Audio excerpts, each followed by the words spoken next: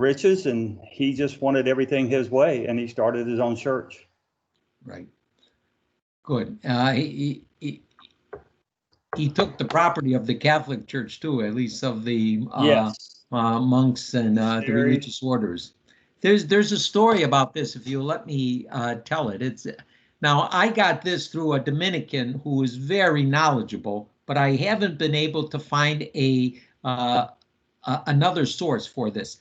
But Harvard has its motto Veritas. I don't know if you've ever seen that. Veritas, which means truth. Harvard University. And so do the Dominicans have as our model, Veritas, truth. The Dominicans, of course, have existed much longer than Harvard University. And evidently, Harvard University took the model of the college, I think it was Christ College. Now the story's become a little fuzzy in my mind, at the University of Cambridge, where the Dominicans were at one time had the college there, and they had to vacate the buildings. The buildings were there. They had the model of Veritas, and the Puritans, when they came to when they came to America, they brought that model with them, and then they founded Harvard University. So the Dominicans lost this property to the Church of England. It was taken over by the Puritans, and they brought it to the United States. And we both, the Dominican Order and Harvard University, has the same model. Now, I hope to be able to verify that someday, but I have it as I say, secondhand knowledge from my friend, is Dominican, whom I knew in St. Louis. The name escapes me now, excuse me. Okay, any questions or comments? I just want to make one comment. And please. That I went to elementary school, and the nuns started a newspaper there called Veritas. You went with Dominican sisters, didn't you? Yeah, yeah. Yeah, of course, yeah. We're consistent with our model. Okay, just a little bit about what we want to do tonight. I'm going to have 4 different topics. We're going to first begin very quickly over some of the considerations that we make before studying foreign missions. What are missions about? Why they are important. And then we're going to talk about the missions in Latin America, the distinctive approach of the missionaries to the missions in Latin America. And then we're going to transfer ourselves to another part of the world. And we're talking about the Asians missions, how they had a distinctive strategy, or if you will, policy for their missions. And then finally going back to this part of the world and talk about the missions in North America. So we'll get started with the considerations, general considerations before studying. Just to say that mission is an obligation of the church. We couldn't be faithful to Christ if we did not go and make disciples of all nations.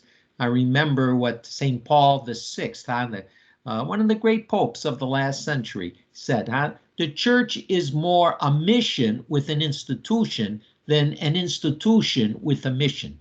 This is his way of describing it. We have to go and make disciples and tell other people the good news. So it's just part of our of who we are.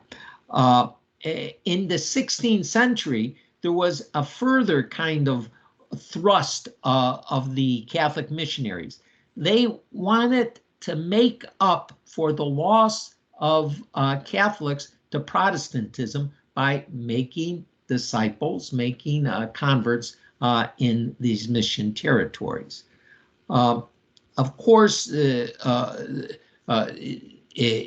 before the 16th century, Catholicism, Christianity was fairly localized into Europe. Yes, there were some Western Asian communities, and maybe Saint Thomas did go to India. I don't know if you ever heard Indians say that Saint Thomas, the apostle, arrived in India and converted. But it was mostly a European institution, European enterprise. And now missions were being founded in the far corners of the world, of the Americas on one hand, and then Eastern Asia on another. So the church became global. But while it became global, it also retained a certain European characteristic. And this was after a struggle. Some people, well,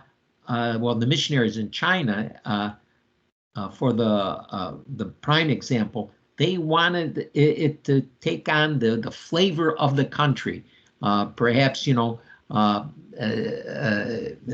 celebrating Mass in the language. And of course, this is what's come to be, but also other customs. The priests wearing vestments of more locally determined than wearing the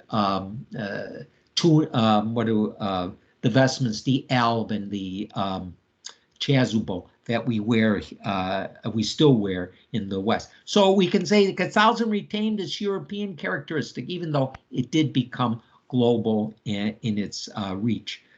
And finally, there was an effort to implement the results of the Council of Trent in the mission territories.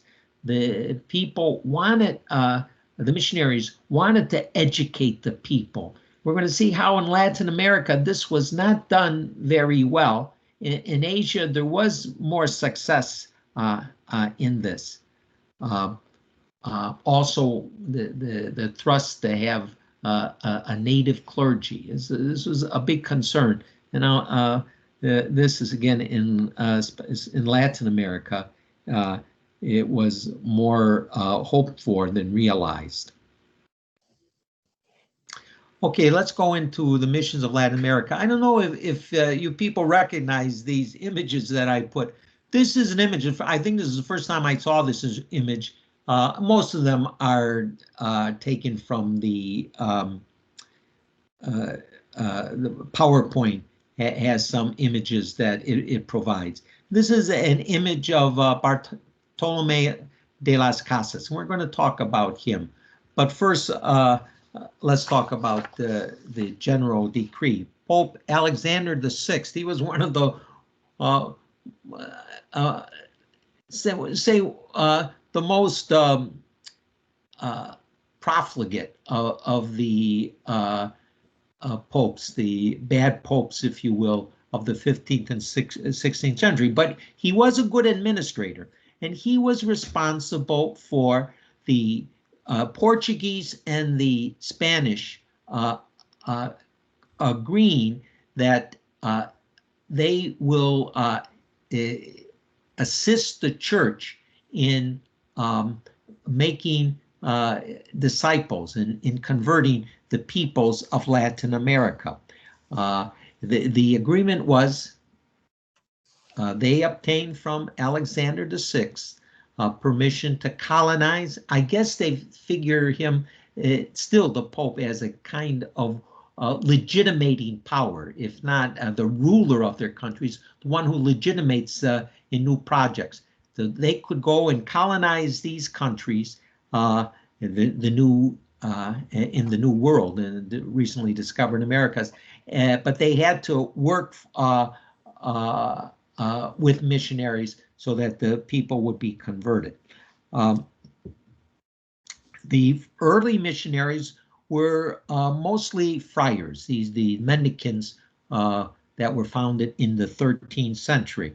The Franciscans and Dominicans are the ones most mentioned. The Augustinians also had early missions in the Americas. And finally, in after the founding of the Jesuits in 1532, the Jesuits too came and played a prominent role in the evangelization of the Americas. Now, we want to remember that it was the kings and not the popes who directed the missionaries, who can go to what country and when. The Pope gave the authority to the kings to do this, to colonize and also to help with the evangelization. So until the 17th century, the Pope was rather removed. Rather, it was, again, the kings and the religious orders that provided the power, the go-ahead with the missions. It wasn't very long after the discovery of the Americas, if you call it that, and I certainly don't mind calling it, in 1492, that a diocese was established in the New World, and that was in Santo Domingo, now the Dominican Republic, in 1511. From the beginning, there was a friction between the Spanish and Portuguese. Mostly the Portuguese were traders, but they also had in fact, it was Alexander VI who said that the Portuguese would be given the territories east of a line of demarcation, and this was mostly Brazil, and then the Spanish, everything west of that line of demarcation. But anyway, there was friction between the Spanish and Portuguese settlers, conquistadors, and merchants on one side, and the missionaries on the other. The conquistadors, they were interested in finding gold, and they didn't really care too much about what happened to the Indians. They were willing to exploit the Indians in order to get the gold. And so the colonizers, they wanted to have their plantations and to use indigenous as slave labor, where the missionaries, of course, they were interested in converting the indigenous, the native population, to bringing them into the church. Yet, this is part of the dynamic, and the missionaries were dependent upon the soldiers and to some extent to the colonizers. They depend upon the soldiers to protect them. After all, the Indians may someday, they didn't identify with the missionaries. They may have reason someday to rise up against them, and then they needed, the missionaries needed the protection from the indigenous. And I suppose as well, the missionaries depended upon the colonists for support. They had money. They were from the same background, the same cultural background. They probably found a lot of help and consolation from being with the European colonists. Now, in Latin America, and I think that the reason is fairly obvious, the missionaries judged the local culture to be inferior to European culture. And so they endeavored not only to impose European culture onto the people, teach the people Spanish, let's say, but also they tended to there's a thought I had and now I lost it. Let's see.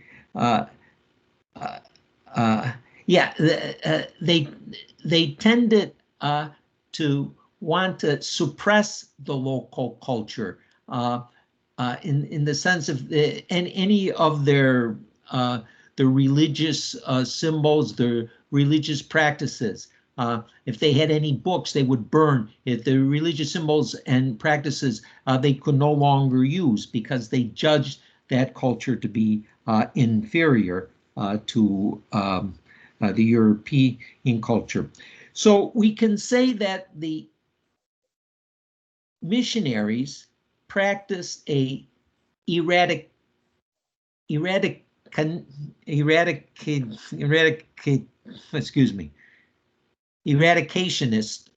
strategy. As the accent mark sometimes gets lost in my brain. That they try to eradicate the native culture and superimpose upon it the European culture. And this was very much different, as we're going to see, as in Asia, where there was a great appreciation for Asian culture, and the missionaries had a different strategy, what we can call an accommodationist strategy. We're going to see how that was performed. But in the Latin America, the strategy was eradicate the local culture as much as possible. The missionaries would try to teach the people the faith, and as I said, told them to forget about their own customs and practices. This is very important, this point, that there were occasions, and probably not seldomly, where the missionaries used force to convert the indigenous. Now, not all of the missionaries and not all of the time, but it was practice. The Indians were forced to convert, or they may be threatened even with their lives. This was the colonists would certainly threaten the Indians with their lives if they, just say, tried to leave their employ, or if they did not want to cooperate in the mines, the gold mines, the silver mines. Now, the missionaries, to a good extent, did try to learn the local language, and they even translated the Bible, parts of the Bible, into the local language, into the native languages. But again, they preferred to suppress native customs rather than trying to adopt the customs to Christianity. The European missionaries were interested in making converts. They were interested in baptism, in baptizing men and women, and they were unable to educate many people in the faith. Attempts were made, but it was very difficult for the people, humble people, maybe people not used to education, not used to, say, reading and writing education, to learn and to appreciate the faith. After all, it really does often take generations before a faith is enculturated into a local area. There was difficulty in training native people to become priests. Attempts were made, but they were often frustrated. The young men not used to European ways, they were often not able to finish the training and becoming ordained. But there was certainly a desire from the beginning. And then we'll see that later on, when the Pope started to enter more vigorously into missionary affairs, there was an even greater attempt made to establish seminaries in the missionary territories. Okay, now we have the sense that some of the missionaries, at least, were willing to force natives to be baptized, but some of the missionaries were the natives' best defenders. And I think it's important that we realize this. As again, a Dominican priest, I was taught early that the great stand by the Dominicans in Santo Domingo, exactly the year that the city was made the seat of a diocese, there was a famous sermon delivered by one of the members of the Dominican community on behalf of all the Dominican community, defending the native. And it began with, are these not men? Huh? No son hombres, the preacher said. And then he accused the colonists of murdering the people. It was quite a strong sermon. One of the people who heard that sermon on that day, as the story goes, was Bartolomé de las Casas. He was a son of a colonist, and he became a priest, first a diocesan priest, born in Spain, of course, and brought and then immigrated to the New World, especially now we're talking about this Santo Domingo, the island now of the Dominican Republic and Haiti. And he became a Dominican and very famous first for his ability to preach and to educate the native population, especially in Guatemala. He was named the Bishop of the Southern Mexico, the Diocese of Chiapas, but he did not remain in Chiapas very long. He went back to Spain and there in an intellectual way defended the natives. He became known as the defender of the Indians. And he was responsible for ending what they call the encomienda system that isolated Native Americans on these plantations and made them virtual slaves. That was condemned by the Holy Roman Emperor Charles V. But this has to be remembered as well. The crown in Spain and the Pope in Rome, they made these pronouncements, but it was very difficult for them to be put in force in the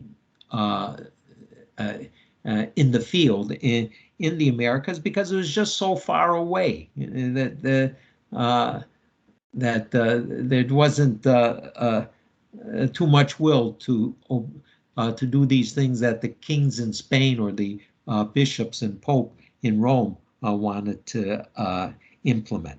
Another important name in this defense of the native is another Dominican teacher at the University in Salamanca, Francisco de Vitoria. He argued, evidently very successfully, that the natives are not kind of natural slaves. I guess Aristotle in his Ethics talks about some people are natural slaves, but he argued that they are human beings and have rights like all other human beings. In 1537, Pope Paul III, the one who called the Council of Trent, condemned mistreatment of the natives, and the Spanish monarchs repeatedly condemned the abuses. I mentioned that before, but the trouble was that they could not really enforce their condemnations. In Brazil and Paraguay, in the territory of the Portuguese, there was an important experiment that was conducted from the beginning of the 17th century until the middle of the 18th century, called the reducciones. The reducciones were kind of colonies with native rule and Jesuit spirituality, Jesuit pastoral service. The natives were then kind of protected from exploitation on the part of the landowners.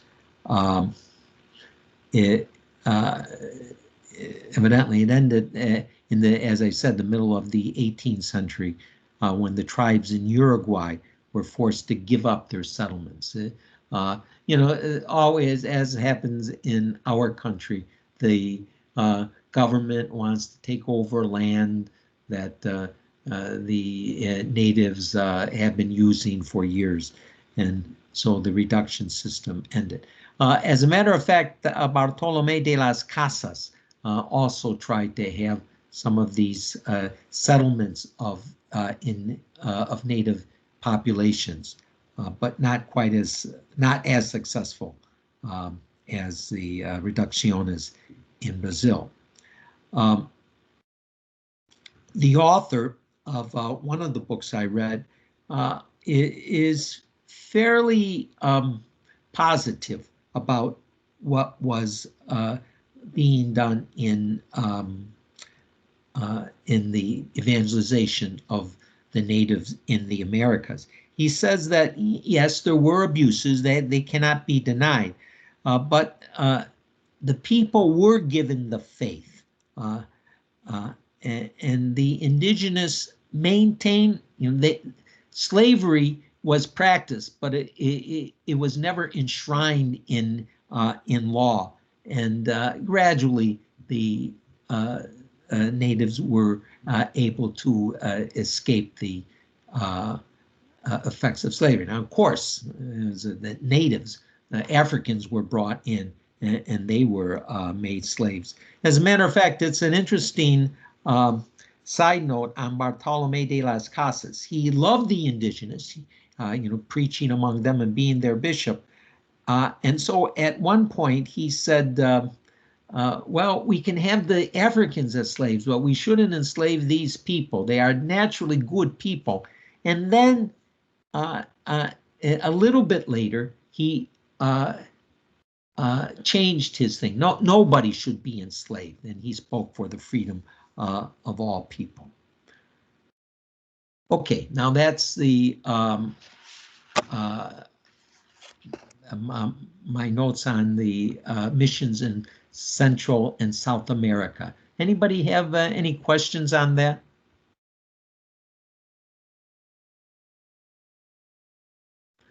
All right, go on to the next topic, which is the Asian missions. And we're going to see a different kind of strategy, a different kind of policy of the church in Asia than what we saw in Latin America. In India, Japan, and China, where Portuguese traders managed to do business, the missionary situation was different. The indigenous cultures were admired in these countries. You know, the great Chinese Confucian culture, the ancient Indian cultures, the rather intelligent and at least military sophisticated Japanese. They were admired by the missionaries. There was another factor here, though. There weren't any conquistadors in these countries. China, Japan, I suppose India as well. They had local rules who were very powerful, so there wasn't going to be any enslavement of these people. And so another approach, rather than suppressing the culture, was called for. But in any case, there was certainly a lot of cultural advancement in these ancient cultures of Asia.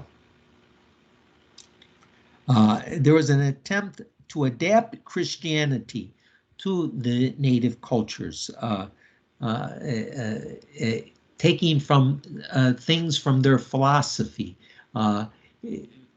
You putting the Catholic practices, with some native, mixing the Catholic practices with some native customs. I'm going to describe some of that when we talk about China. But first, let's talk about Japan. In Japan, of course, the first missionary to arrive at Japan was St. Francis Xavier. Now, his history is quite dramatic. He was one of the original founders of the Jesuits with St. Ignatius. They were all students at the University of Paris, and this group of 7 men formed, led by Ignatius Loyola. They formed the Jesuits. And then in 1840, he departed for India at the request of the King of Portugal. The King of Portugal wanted him to go to Asia, and he made his first stop in India, in the island of Goa. Goa became the first diocese in Asia. But in any case, Francis Xavier used Goa for his base camp, and then he went further, always evangelizing. And it happens that on the peninsula, the Malay Peninsula, this would be southeast of India, where he was evangelizing, that Xavier met a young man who asked him to go to Japan, this far away country. And a little bit like that petition to St. Paul to come into the European mainland when he was preaching, evangelizing on what is today Turkey in Asia Minor. Well, Francis does go to India, and he starts evangelizing, and he meets with great success. Thousands of people become baptized. And he also saw in the Japanese people a high moral standing, comparable probably, he probably thought this, to Europeans. So there was no sense of dismissing and suppressing, eradicating the culture of Asia, of the people. Rather, the policy would be inculturate, to adapt and assimilate as much as possible the Japanese customs into the European practices and the religious practices. So in Japan, the Jesuits, missionaries, they often wear robes of orange cloth and identified with the Buddhist priests. Now in China, the Buddhists were not that highly looked upon. As a matter of fact, the missionaries there identified more with the Confucian scholars than with the Buddhist priests. But in Japan anyway, they were enculturating by wearing the robes of the same color as the Buddhists. The center of Japanese evangelization was the city of Nagasaki, and it still is an important Catholic center in Japan. There are not that many Catholics in Japan, maybe 3 or 4, maybe 5% of the population, but a good number of these were around Nagasaki. And of course, that's one of the cities that was bombed with the atomic bomb in 1945. And the Catholics, like everyone else, they suffered in that bombing.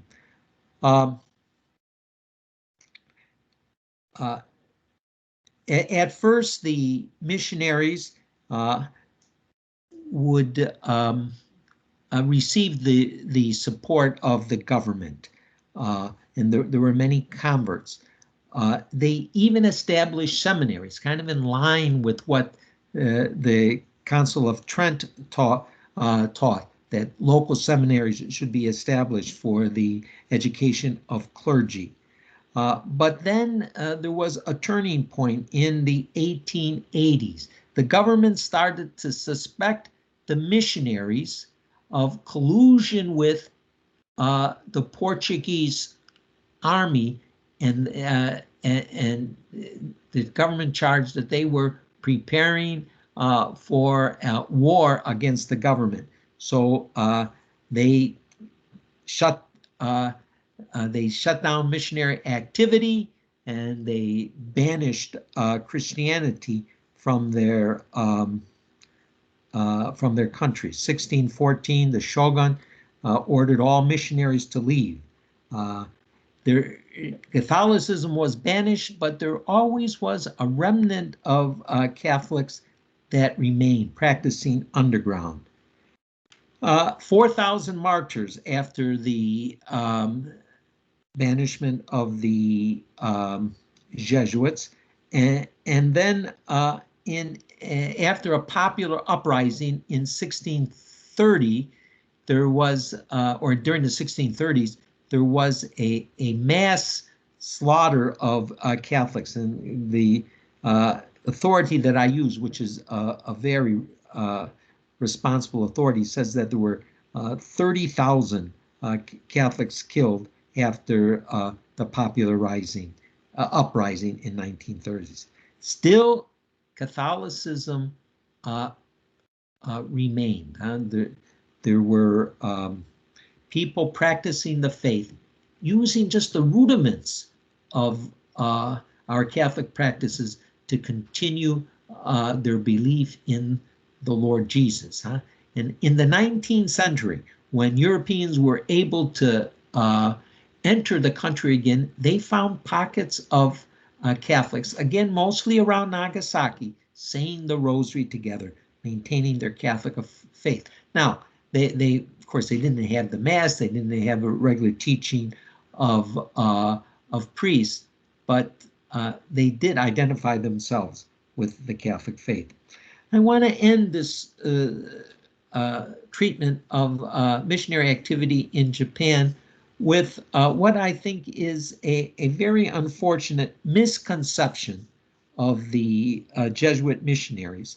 Around, I think 5 years ago, 2016, Martin Scorsese produced the movie The Silence. This was based upon a novel by a Japanese Catholic author, Shusaku Endo. And Endo used stories that he found in the Jesuit annals in Portugal on missionary activity. And Endo and then Scorsese, they portray this the story as the Jesuits missionaries who had this great love for the people, seeing the people tortured, and the shogun, the Japanese government, were very efficient at torturing, seeing them suffer so much, but not wanting to give up their faith just to evade torture. They suffered miserably. The missionaries, the Jesuit missionaries, underground now, this after they've been banned, they are captured, and the government gives them the alternative. They can either apostatize and allow the people not to be tortured anymore. As a matter of fact, the idea was apostatizing, and the people would renounce their faith in Jesus, or they would be killed, and the people as well would continue to be tortured. Well, Endo and then Scorsese, they say that the Jesuits accepted the offer to relieve the people's suffering, and they apostatized. Now, this is my point, and this is important. That is not what the annals in Portugal say. there was incidents. This was based on this true story, but in the true story, the Jesuits did not apostatize. They kept the faith, even though it meant that the people would suffer. But these people were committed Christians. Huh? They're doing what, if you will, Christ did, and that what we're all kind of encouraged to do, to keep the faith no matter what. Huh? And to suffer for Christ, of course, means greater glory for us in heaven. We had in the office, in the divine office, priests read today. Today, our community chose to read. There was a martyr that was commemorated today, Saint Sebastian. And in this talk or sermon that Saint Ambrose gave on Saint Sebastian's life, he mentions the favorite position a martyr would have in the kingdom of God for having suffered. And this is been the Catholic belief. Okay, any questions about St. Francis Xavier and the Japanese missions? Okay. I have a question. Please, Cindy, okay. You said Francis Xavier, and you mentioned Loyola? St. Ignatius Loyola, sure. Okay, thank you. Yeah. By the way, I had that picture of Francis Xavier. Of course, he is the patron of missions. That's the Bartolome de las Casas. This is Francis Xavier. Huh? He evangelized in India, as I said, Malay, Japan, but he wanted to go to China. This was his kind of goal, and he made it to China in, I think, what year was it? 1580? No. I thought it was. Yeah, okay. He reached China mainland in 1552, and he died before he was able to do much preaching there. So he made it to China, but didn't realize his goal to evangelize in China. But other Jesuits went to China. Not only Jesuits, there were, I know, stories of the Capuchins in China as well. But the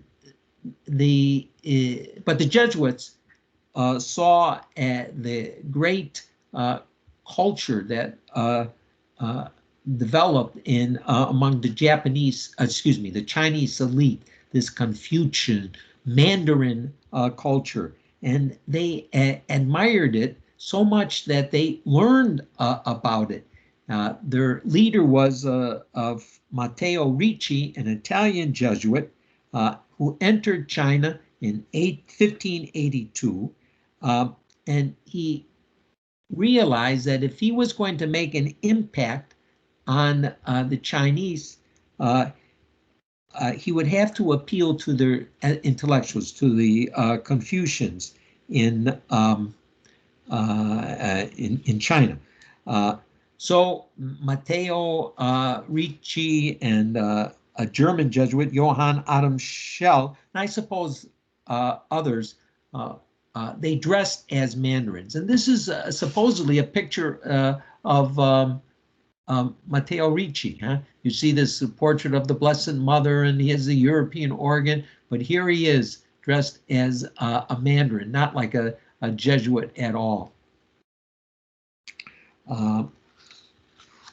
And they, taught Christianity. The story in one history book, and this, I'm sure that the first translation that Ricci made was not putting the Bible in Mandarin, but translating the great books of the 4 books of Confucianism into Latin. So he kind of impressed those Confucian scholars by his desire to learn about Chinese culture and desire to to teach Europeans about that culture. So Ricci and companions, they tried to adapt the faith to Chinese customs considered compatible with the faith. Ricci saw comparisons between Confucian philosophy and the ancient Greek philosophy. And this is important because his idea was if the church could, and they did, of course, adapt Greek philosophy to their theology, then they should be able to adapt Confucian philosophy to to Christian theology. And that attempt was made. And then they started to celebrate the Mass. Now, I didn't find an exact thing, but I'm almost positive. What they call the Chinese rites was putting the Mass in Spanish, not wearing the traditional vestments, and using other practices in order to teach and to live the faith, worship in the Catholic tradition. And at first, the ideas, I guess they were considered novel and helpful, so they were accepted. But then there was a controversy created because the Jesuits showed reluctance to display the Eucharist and other signs of Catholicism. So the Holy Office of the Inquisition condemned the Chinese rites, and then that condemnation was reversed by Pope Alexander VII in the middle of the 17th century. This is long after Ricci.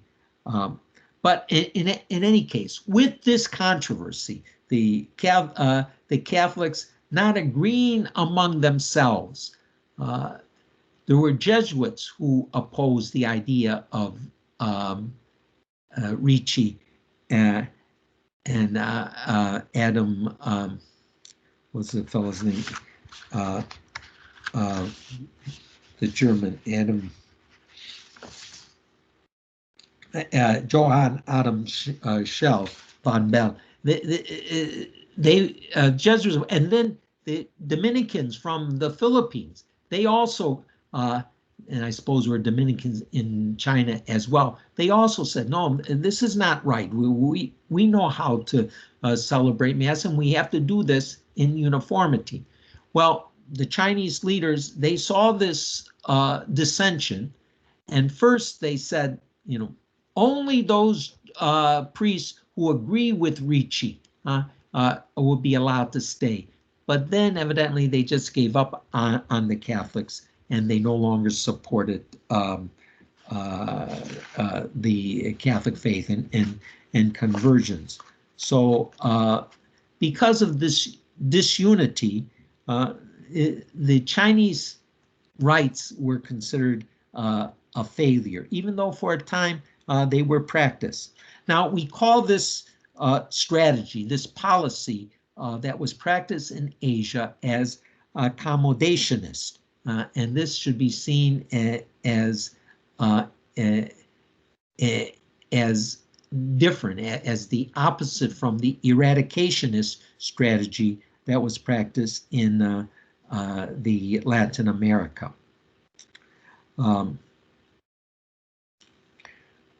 The critical questions were elements of Confucianism like ancestor worship truly compatible with Christian practices? We, of course, pray for our ancestors, but we don't worship them. More generally, was Confucianism a philosophy or was it a religion? If it was a philosophy, then perhaps many of its elements could be accommodated. But if it was a religion, then it would be syncretist. It would be not only diluting, but intoxicating Christianity. Okay, are there any questions so far about the missionary activity in Asia? let's go on. Now, the Philippines, perhaps Carolina can verify this. I just get a little bit from what I read in books. I don't have any personal knowledge of Philippine Catholicism. But anyway, the great explorer Magellan arrived in the Philippines, and another adventurer came to the Philippines, and to the island of Cebu, which is, as I understand, at the center of the Philippine archipelago, and the native ruler of Cebu converted to Catholicism.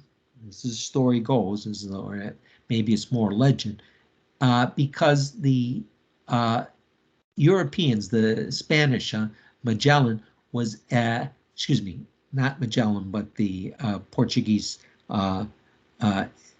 Spanish, excuse me, explorers were able to help his son who was suffering from a disease.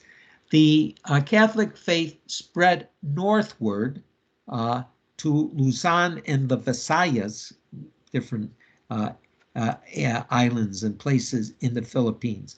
And most of these areas were converted. In the south, though, the islands of Mindanao, they didn't convert. They remained Muslim. But in all, the Philippines was the great success story of missionaries in Asia. So much that today, 93% of the country is Catholic. And, you know, that's more than Mexico, but the Philippines is the 5th largest Catholic country in the world.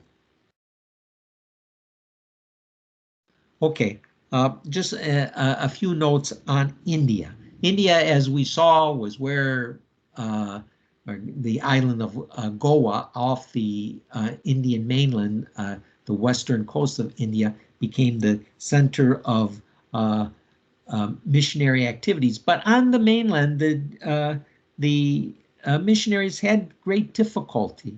It's said that one of the reasons is because of the Indian Hindu caste system, which kind of rubs against this sense of equality that we have with baptism. In Christ there is no Jew or Greek, no man or woman. There's an inherent equality, even though, unfortunately, it's not always practiced. But there is this movement toward everyone has the same dignity, and that clashed with the Hindu philosophy, the caste kind of way of thinking. So there was a resistance to the missionaries. Now, since then, a good part of southern India has become Catholic, and even greater, as many Catholics there are also a lot of other Christians in southern India. But still, as they say, the subcontinent, India, is mostly not Catholic, majority Hindu, but a great minority Muslim, and the Muslims certainly dwarf the Christian population in India. There was an attempt to accommodate the Indian practices. Another Jesuit, Roberto de Nobili, lived for 37 years as a sannyasi, a holy man of the upper caste in southern India. It says that he wore the color ochre, his robes, and ate no meat, and learned the ancient writing. I guess it's one of the first writings that we have as Sanskrit. So there's this attempt to acculturate in India as well, but the number of converts was relatively small. Okay, any questions? Father, We okay? Yeah. when we get further along, like, can we talk about Mother Teresa? Oh, well, I will probably touch a little bit on Mother Teresa when we do the contemporary times. I want to have a class. The last class will be post-Vatican II church. Yeah, yeah. That's another time. Now we're just talking about the 15th, excuse me, the 16th and 17th centuries. The missions in North America. First, we'll talk about the Southwest and the missionaries coming up from Mexico. Franciscan missionaries had a significant role in the development of the areas of Texas. There were 21 Franciscan missions in Texas, in New Mexico, where there were 42 missions, in California, where there were another 21 missions, all founded by Father Junipero Serra. This was a little bit later. This is not the 16th and 17th, but the 18th and 19th centuries. The efforts of Saint Junipero Serra are much criticized today. We remember during the summer there were statues of Serra, who was once considered the father of California, and he's one of the two Californians who had images in the Congress because he was so well considered by the state. He has been, I would say, demonized because of his kind of strict treatment of Indians on his in the missions. It's a little, I think we can say, not just a little bit, but it's, judging people of times past by values and and customs that we have today. This great missionary who gave his life, risked his life at least to help the Indians, to give them the knowledge of Christ and the opportunity for eternal life, even though we believe that just because a person has never heard of Christ doesn't mean that they cannot achieve salvation. But it certainly say easier with Christ, and one cannot reject Christ's teaching of love and still be saved. At least this has been the traditional teaching of the church. Anyway, let's go back to the missionaries. As I was saying, a credit must be given for Junipero Serra's untiring work and his success on these successful missions. He not only gave the natives the faith, but also defended them against the Spanish soldiers and the European settlements. This is something that's overlooked. Yes, he may have been hard. If people left the mission, they may have been welcomed back, or they may have they may be punished if they did something wrong. I mean, corporal punishment. But he also protected them against some very strict and unjust treatment by soldiers and colonists. And he also not only gave the people the faith, but also taught them agricultural skills so that they can have some life. He mostly formed the Indians in the missionary colonies, which I guess were similar to what the Jesuits were doing in Brazil. Now, another famous missionary in the Southwest is a Jesuit by the name of Eusebius Kino, and he found missions in northern Mexico and especially Arizona. teaching them. Evidently, he was a wonderfully resourceful man. He taught, he founded missions, and is still recognized very much so as kind of the father of missions in Arizona. There were Catholic settlements, though, in the southeast, but the thrust came in the southeast, and that come from Mexico, but came from the Caribbean islands. I'm talking about southeast. I'm thinking of mostly Florida. The first mass in the United States. Now, this I think is. I spent a number of years in El Paso, and I think most El Pasoans would refute this.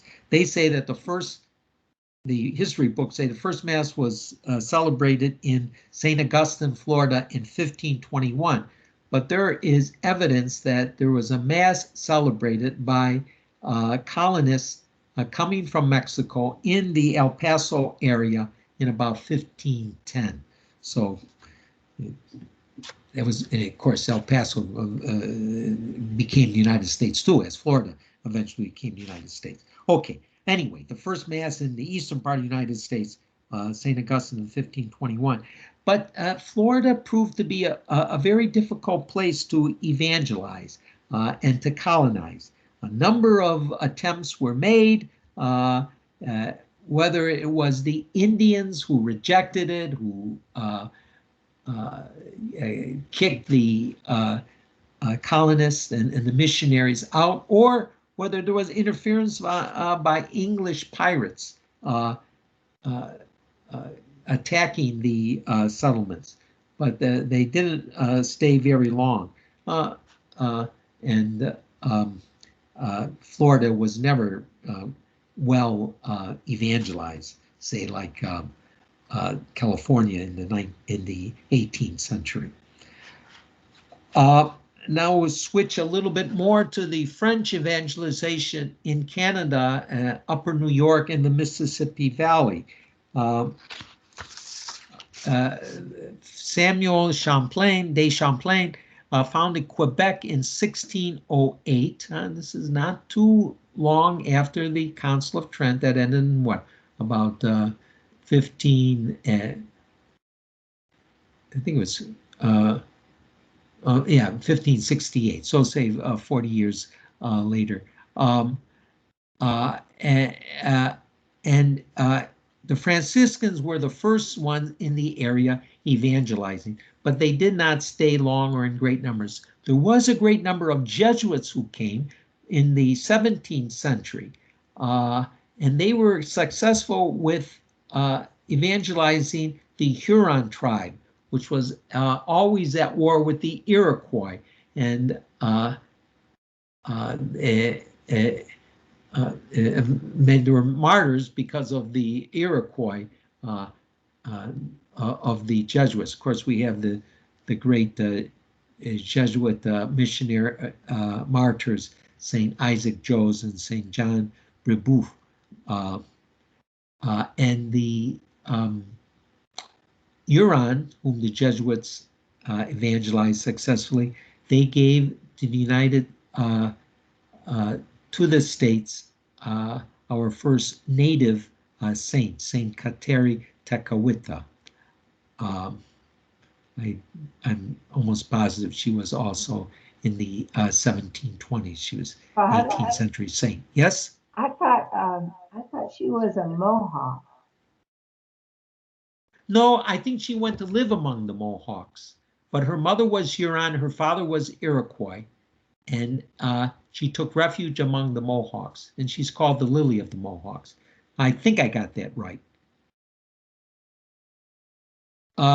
French missionary work extended to New York State, but the missions were abandoned at the end of the French and Indian War in 1760. And so they were kind of limited then after that to Canada. Okay, and the final note I have here is early Catholic settlements in Maryland and Kentucky by English Catholics. Of course, England, there weren't a great many Catholics in England, but some did come and settle places in Maryland and also Kentucky. The old, very old sections of Kentucky are Catholic. So if you go there, you might see some 18th century churches in Kentucky, which is hardly considered a Catholic state. Okay, now that's all the notes I've prepared for tonight. I do want to say that next week we're going to start studying the church in 18th and 19th century Europe, and we see here a picture of the great French Saint Vincent de Paul. Right, it's the last one. Okay. Okay, are there any questions? I have one question. Okay. When you talked about Kentucky, was that the Mississippi Valley? No. Okay. No. Will you talk about the Mississippi Valley? I don't have anything to say. Okay. I don't think we'll get there. We're going to take a class on the history of the church in the United States, and we'll talk, I guess, about the French colonies of St. Louis and New Orleans, but I won't go back to the 16th and 17th century and talk about them.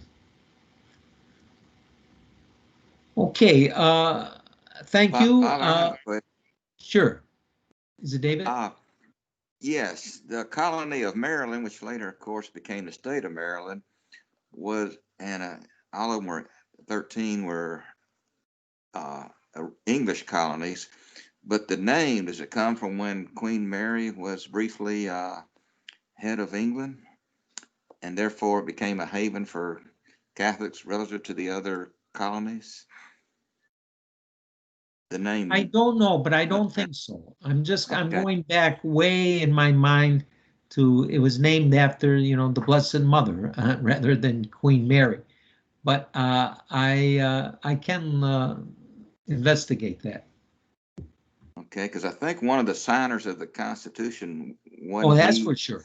Wasn't he from Maryland, or is it John Carroll? It was John Carroll. Okay. Or not John Carroll, but Charles Carroll. Okay. Yeah. And then John Carroll, I believe, was his brother. And I guess obviously the Baltimore Catechism would have come from Maryland Catholic roots. Oh, definitely, yeah, definitely. It's the original church in the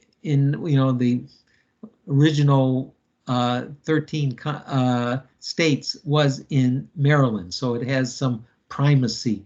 The see in Maryland, maybe it was the first Episcopal see constructed in the United States in Baltimore. We'll see if we can pick up some of those things when we talk about the history of the church in the United States. Okay, thank you, Father. Okay, anybody else? Well, have a good week. I don't know if the weather is changing. We didn't seem to have too much of a winter this year, but that's in one sense okay with me. We'll probably get a little bit more snow and some more cold weather. But anyway, have a good week. God bless. And if you have any questions you want to discuss, write me an email. I'll be happy to do some investigation for you. I have a very, very fine resource, and I'm kind of amazed by it. The Catholic Encyclopedia, the first edition was done, I think, in 1917, I think it came out, and it was very good. It was replete, authoritative, up to that time, but this is over 100 years ago. In 1970, there was another Catholic, New Catholic Encyclopedia. They call it. Now we're talking about a multi-volume, not a one-volume book. But you know that I think this is. I have it right behind me. It's 15 volumes, and I'm sure each volume has 600-700 pages. So it's very extensive. It was published in 1970. Very, very fine, of course, and up-to-date articles. A little bit easier to read, I think, than the original encyclopedia. The articles are not quite so long and quite so prose is a little bit simpler. Well, anyway, and that was revised in the early 2000s, and that's what I have a copy of right now. So I have a good resource of the history of the United States, at least, or the history of the Catholic Church, at least up until the year 2000. And if anyone has any questions about the history, Mike was saying about his, he found a one-volume encyclopedia of the history of the Catholic Church, which I'm sure is good, but it's going to be more limited than this multi-volume official encyclopedia. Yes? Did he say it was, did you say that yours is the Catholic Encyclopedia or the Catholic History? No, mine is the Catholic Encyclopedia. Catholic Actually, it's called the New Encyclopedia. Catholic Encyclopedia because the original one was 1917. I got that right. Yeah. And I have the second edition, so 2000. Okay, Yeah. good night. Thank you very I have- much. God I have bless. one more question. Father, Yep. have you ever heard of the book Falling Upward? I think I have, but refresh me. Richard Rohr. Okay, yeah. And David, did you give me that book? Falling Upward?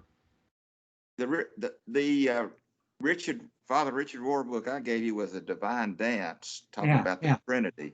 Yeah. Okay. Okay, bye. Thank you. Bye now. Good night. Good night. Good night, Father. Thank you. You're welcome, Joe. It's all a pleasure. Bye now. Bye-bye.